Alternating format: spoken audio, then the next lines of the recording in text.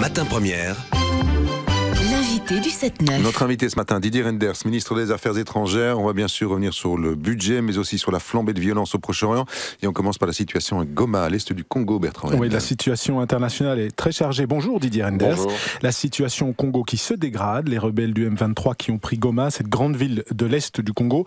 L'ONU qui demande des sanctions, ça c'est la nouveauté de cette nuit, contre le M23 et la fin des soutiens des pays étrangers, sans citer le Rwanda est quand même visé. Mais l'armée congolaise semble incapable de réagir, Didier Reynders. Qu'est-ce que fait la Belgique? Est-ce qu'on attend sans rien faire? Alors d'abord, ce que fait la Belgique, c'est garder ce thème à l'agenda européen et international. Je peux vous dire que ce n'est pas simple, parce qu'on l'a rappelé en commençant, il y a beaucoup de thèmes pour l'instant à l'agenda international. La situation au Moyen-Orient, la situation en Syrie, la situation au Mali, et je pourrais multiplier les exemples. Et faire en sorte qu'on parle de la situation dans l'Est du Congo, c'est chaque fois un vrai travail de remettre le point à l'ordre du jour, ce que je viens de faire dans les réunions européennes, et ce que je viens de faire avec l'aide de mon collègue français Laurent Fabius vers le Conseil de sécurité, parce que là nous ne sommes pas membres et la France a pris le relais. C'est la France qui a déposé une résolution. Qui a déposé une résolution qui va dans le même sens. Alors que demandons-nous? D'abord l'arrêt des violences sur place et une condamnation très ferme des rebelles. Il y a déjà des sanctions qui ont été prises à l'égard de certains dirigeants des rebelles. On veut élargir le champ et clairement faire passer le message. Il n'y aura pas d'impunité dans le cadre de cette rébellion. Les autres éléments, vous les avez rappelés en bref, mais pour bien les présenter. Premier élément, je crois qu'il faut être conscient de la nécessité de renforcer l'action des Nations Unies. La MONUSCO, les forces des Nations Unies au Congo, c'est la plus grande opération des Nations Unies dans le monde. 17 000 hommes. Comment se fait-il qu'on n'arrive pas à arrêter une rébellion? Constat d'échec? Un double constat d'échec, d'abord sur le mandat, donc un constat d'échec parce qu'on n'a pas doté cette MONUSCO des moyens suffisants. C'est la protection des populations civiles, son mandat, mais pas suffisamment de missions offensives lorsque des rebelles se lancent comme ça dans des opérations. Est-ce qu'il faut changer ce mandat et lui donner un mandat de combat? Il faut renforcer ce mandat, c'est d'ailleurs ce que nous demandons, je l'ai demandé au niveau européen, et la France va porter ce message aux Nations Unies. Il faut renforcer le mandat et permettre au moins une action contre les rebelles, peut-être même augmenter le nombre d'hommes, parce qu'il y a une possibilité encore dans le mandat actuel d'ajouter 2000 effectifs aux 17 000 qui sont là. Il faudra d'ailleurs trouver peut-être dans la région les pays prêts à contribuer avec des forces offensives, parce que soyons clairs, il y a des pays qui acceptent de participer à des opérations de maintien de la paix, de protection des civils, mais pas nécessairement d'envoyer des troupes au combat. Les Européens ne souhaitent d'ailleurs pas aujourd'hui envoyer des troupes européennes au combat. Donc soyons... La Belgique non plus. Oh, soyons clairs, je l'ai dit hier au Parlement, il n'y a pas non plus d'intention d'envoyer des troupes de combat, mais d'avoir du soutien logistique, de la formation, comme nous l'avons fait. Et puis il y a deux éléments très clairs également. Il faut condamner tout soutien extérieur, et donc demander, je le fais depuis des mois, au Rwanda par exemple, si comme il le dit, qu'il n'est pas parti au problème, il doit être parti à la solution. Il doit le démontrer sur le terrain. Pas parti au problème, il y a plus grand monde qui y croit. Plus grand monde n'y croit, et je crois que le Conseil de sécurité doit se prononcer. Il y a des rapports sur la table du Conseil de sécurité. Ça n'est pas, je l'ai dit hier, à la Belgique à se prononcer seul, mais il faut une attitude claire. Et puis il faut des sanctions contre le Rwanda? Il faut en tout cas que le Conseil de sécurité se prononce. Tous les éléments sont sur la table. Il faut aussi, il faut le dire, il faut aussi que du côté congolais, des efforts soient faits, parce que la réforme des services de sécurité, on peut y aider, à condition qu'il y ait une vraie chaîne de commandement. Or, on a sans arrêt intégré des rebelles dans l'armée congolaise, et comme je l'ai dit sur place il y a quelques mois, quand on intègre des indisciplinés, on intègre l'indiscipline. Les rebelles actuels viennent de l'armée congolaise. Ils se sont rebellés au sein de l'armée. Ce qui est aussi un constat d'échec. Alors, nouvelle nuit de frappe intense sur Gaza. Vous aviez demandé, d'ailleurs, comme d'autres ministres des Affaires étrangères occidentaux, une réaction mesurée d'Israël aux tirs de roquettes du Hamas. Est-ce que c'est le cas aujourd'hui? Il y a eu, je crois, depuis le début, en 8 jours, 140 morts. Mais ce qu'on essaie d'éviter, c'est une opération terrestre de grande envergure. Vous savez qu'elle a entraîné beaucoup plus de morts encore dans le passé 1400. Que ce que l'on constate aujourd'hui. Tous les efforts doivent être déployés pour essayer d'aller vers un cessez-le-feu. C'est très difficile parce qu'on ne sait pas très bien quels sont les belligérants, en tout cas dans la bande de Gaza. On le sait, ce n'est pas nécessairement l'autorité palestinienne qui peut maîtriser la situation, peut-être même pas le Hamas, ce sont peut-être encore d'autres groupes. Moi je salue les efforts notamment du président égyptien, mais d'autres, pour arriver à un cessez-le-feu. Mais il n'y aura pas d'autre solution que de reprendre la voie d'un processus de négociation sur base d'un cessez-le-feu.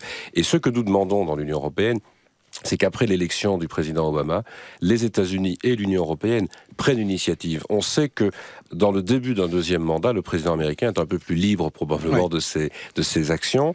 Il faut reprendre le chemin d'une négociation. Il n'y a pas d'autre solution, une négociation pour une solution à deux États.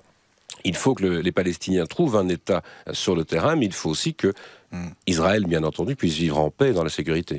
pour revenir à la question, rapidement, est-ce que vous trouvez que la réaction actuelle d'Israël est mesurée? Je dirais simplement que nous continuons à appeler à cette mesure et à cette nécessité de mesure. J'espère qu'on va le vérifier dans les prochains jours. Alors, sur le budget, Didier Reynders, la NVA en Flandre parle d'un budget bric-à-brac qui touche surtout l'épargnant flamand. Alors, moi, je vous dirais 3 choses sur le budget. Et ça répond très clairement aussi à la NVA. Regardons ce qui se passe en Europe. Le budget répond à nos engagements européens. Je l'avais dit depuis le début des travaux, c'est important. Nous restons dans les clous. Et quelle est la plus grosse économie dans ce budget ? La diminution des charges d'intérêt de la dette. Parce que nous respectons nos engagements, on nous fait confiance, on nous prête de l'argent, y compris par moments à des taux négatifs. C'est un élément très important. La France vient de voir dégrader sa notation de dette, avec les conséquences que cela pourra avoir dans les prochains mois. Pour l'instant, elle emprunte toujours à des taux bas. Oui, mais aussi, c'est le premier élément. Oui, mais c'est la même chose que nous. Elle est descendue à notre niveau, si j'ose dire. Mais nous sommes malgré tout dans les meilleures dettes européennes. Alors ça, c'est un point important. Le deuxième point important, préserver le pouvoir d'achat, et en particulier des plus faibles. Même quand on a parlé, parce qu'il faut quand même le dire, de mesures comme des hausses de TVA ou des sauts d'index, était toujours sur la table la protection des plus faibles. Éviter que même des mesures comme celle-là, qu'on n'a pas finalement pris, soit avec suffisamment d'éléments de protection des plus faibles. Et puis, un budget, il faut le dire, qui est tourné vers les entreprises, vers la création d'emplois, et dès lors, vers la modération salariale. C'est quoi la modération salariale ? On peut jouer sur les mots. Moi, les mots n'ont pas énormément d'importance. Même blocage des salaires. Dans la communication, chacun va utiliser un mot. Givre des salaires. Voilà. Mais chacun va utiliser un mot pour essayer de démontrer que c'est plus ou moins dur. Mais il faut quand même rappeler le contenu. Le contenu, c'est quoi ? 20 000 annonces de licenciements, de perte d'emploi dans le pays qui se sont accumulées. On détruit de l'emploi. Ouais. Que veut-on faire ? Continuer à détruire de l'emploi, mais augmenter les salaires sans fixer des limites très claires, ou bien se dire, chacun doit faire un effort, on préserve le pouvoir d'achat, ça veut dire qu'on indexe les salaires, ça veut dire aussi qu'on augmente les plus bas salaires, mais on ne va pas au-delà. On ne négocie plus d'augmentation pour tenter de préserver l'emploi existant et d'en créer. Et donc tout ce qui est sur la table quand on parle de modération, c'est tenter de limiter l'écart entre les salaires en Belgique et les salaires dans les pays voisins. Le handicap salarial qui sera résorbé dans 6 ans. La FEB dit c'est trop tard. On peut toujours se dire que c'est trop tard. Pas que la FEB d'ailleurs, toutes les organisations patronales sauf l'UCM. Bien entendu, mais nous sommes 6 autour de la table, et vous recevez des membres du gouvernement pratiquement tous les jours ici, vous savez que les orientations ne sont pas les mêmes. Si la FEB peut m'amener un accord avec la FGTB pour aller dans cette direction, je la félicite. Nous avons obtenu un accord effectivement sur 6 ans, mais dans les 2 ans, déjà une réduction forte de cet écart. Comment ? Mais effectivement, en disant pas d'augmentation, simplement l'application du maintien du pouvoir d'achat, mais pas d'augmentation salariale. Et puis, il faut être très clair aussi, comme Jean-Luc Dehaene l'avait fait en son temps avec l'indice santé, on va passer à un indice de croissance qui va freiner l'évolution salariale également. Donc il y aura moins d'indexation.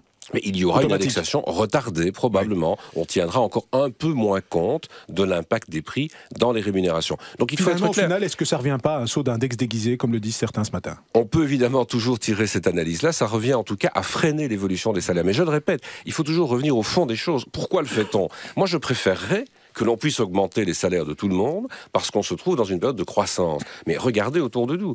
Partout en Europe, ce sont des réductions qui interviennent. Ici, on maintient le pouvoir d'achat, mais il faut au moins dire à ceux qui travaillent de penser à tous ceux qui sont autour d'eux et qui voudraient garder leur emploi, mais aussi à tous ceux qui sont aujourd'hui au chômage et qui aimeraient en trouver un. Et donc, il y a un équilibre à trouver entre l'évolution des salaires et la protection de l'emploi. Vous avez parlé des entreprises et des diminutions de charges aux entreprises. Le VOCA en Flandre souligne que la baisse des charges prévues pour les entreprises est compensée par la révision des intérêts notionnels qu'on réduit et la taxe sur les plus-values sur actions. Et donc pour les entreprises, il n'y a rien qui évolue. Alors, plus-value sur actions, 0,4% pour les sociétés holding exclusivement. Il ne faut pas exagérer, le VOCA est quand même composé avant tout d'entreprises industrielles et de PME. Elles ne sont concernées en rien par ces mesures. Les intérêts notionnels, c'est pas moi qu'il faut le dire.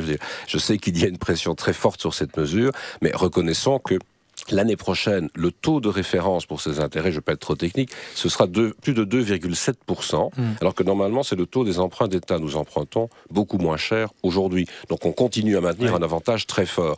Non, ce que je crois, et là je comprends, et le VOCA et d'autres, les mesures de relance ne sont pas très importantes, nous dit-on. On a dégagé 300 à 400 millions selon les calculs. Au début, on parlait de 600 millions, mais ça n'a pas été possible. Oui, mais nous avons cherché 3,5 milliards pour mettre le budget en équilibre. Alors, de 2 choses l'une.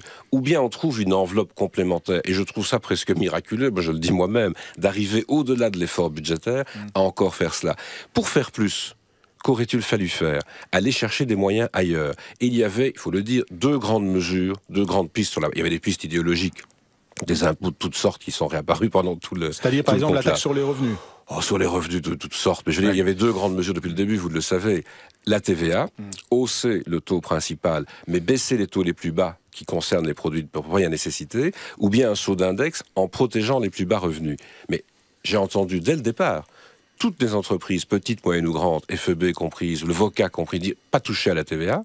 Et j'ai entendu toutes les organisations syndicales, pas de saut d'index. Alors veut-on mettre le feu à la concertation sociale et même à la paix sociale dans le pays? Je crois que la paix sociale, pour les entreprises, c'est aussi un élément important. Donc j'espère qu'avec ce budget, on a effectivement pris des mesures modérées en termes de relance. On n'est pas très, très loin, mais il y en a. Mais j'espère surtout qu'on va maintenir une paix sociale et que les partenaires sociaux qui critiquent ce budget vont maintenant se mettre d'accord entre eux sur d'autres choses qui ne sont pas budgétaires, notamment des mesures d'organisation du travail et d'harmonisation entre ouvriers et employés. Au niveau syndical, on dit que les libéraux, au nord et au sud, ont tout fait pour protéger la haute finance et les spéculateurs qui ne sont pas mis à contribution dans ce budget. Vous leur répondez quoi? Je réponds la même chose que ce que je dis depuis que je me suis occupé il y a quelques années, vous le savez, de la crise bancaire. Il faut que le secteur financier paie plus à l'État que ce que l'intervention dans tout ce secteur nous a coûté. C'est toujours le cas aujourd'hui. Je l'ai vérifié pendant ce conclave. Moi, je souhaite que ce secteur rembourse et au-delà de ce qu'on a investi chez lui. C'est normal. C'est normal que le secteur financier paie. Mais le secteur financier, mais je crois qu'on s'en est rendu compte ces derniers mois, c'est aussi dans notre pays des tas de gens qui travaillent dans des agences bancaires. Et quand Belfius annonce 900 pertes d'emplois, quand ING annonce la fermeture d'agences, je constate que le monde syndical alors tient un autre discours. En 10 secondes et pour conclure, est-ce un budget centre-droit, selon vous, Didier Reynders? Je le crois, mais je ne pense pas que ce soit l'essentiel du débat. C'est un budget qui respecte nos engagements européens, qui protège le pouvoir d'achat, mais qui surtout donne une orientation claire maintenant en faveur de la relance des entreprises et du soutien à l'emploi dans les entreprises, en particulier les petites et moyennes. Vous savez qu'on va enfin pouvoir diminuer fortement les charges sur les 3 premiers emplois dans les petites et moyennes entreprises. Merci Didier.